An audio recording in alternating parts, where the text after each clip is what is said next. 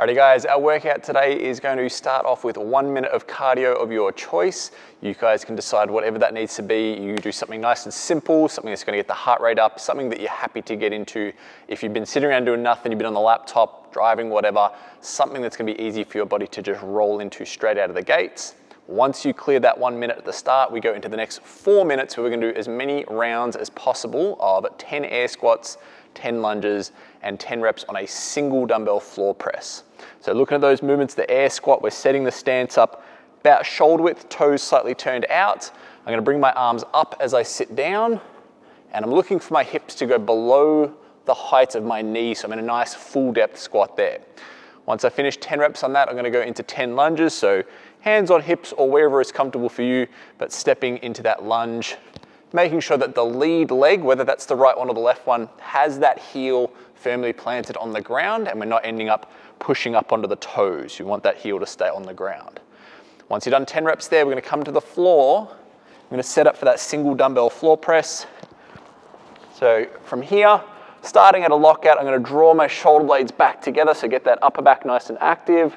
And then from there, elbows to ground, pressing up to lockout, making sure that at the top, my shoulders don't protract or reach up into that finishing position. We want to make sure those shoulders stay set down and back as we go through that. So the remaining 4 minutes, go 10, 10, and 10, do as many as you can, and that is your warm-up.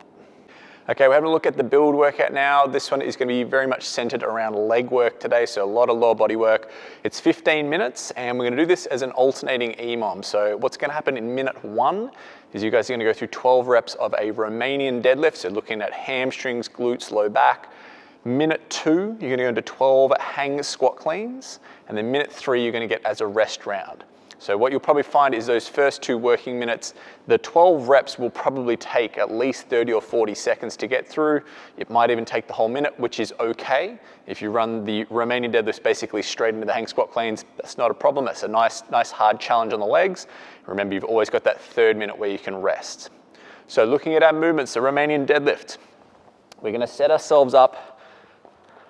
Nice close stance, dumbbells by our side. I'm going to brace my trunk so my torso is nice and upright.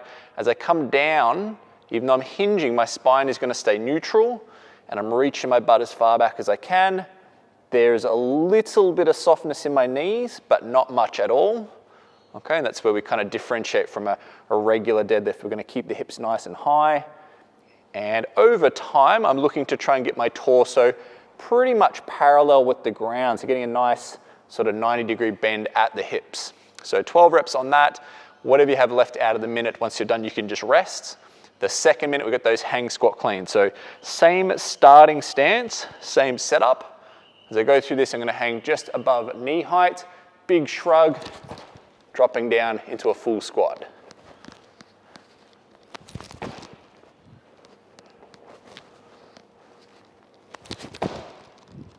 Okay, and making sure I stand tall each time. So that one, a little bit more dynamic, a little bit more explosive. So you want to make sure you have that coordination down. Make sure you do some warm-up sets before you start the actual workout.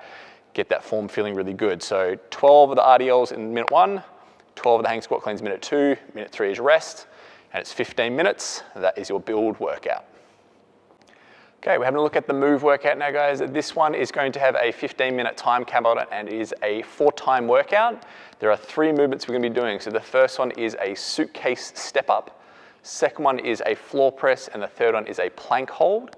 Now the first 2 movements, so the step up and the floor press, are going to be an ascending rep scheme. So they're going to go 10, 20, 30, and 40 as the final set.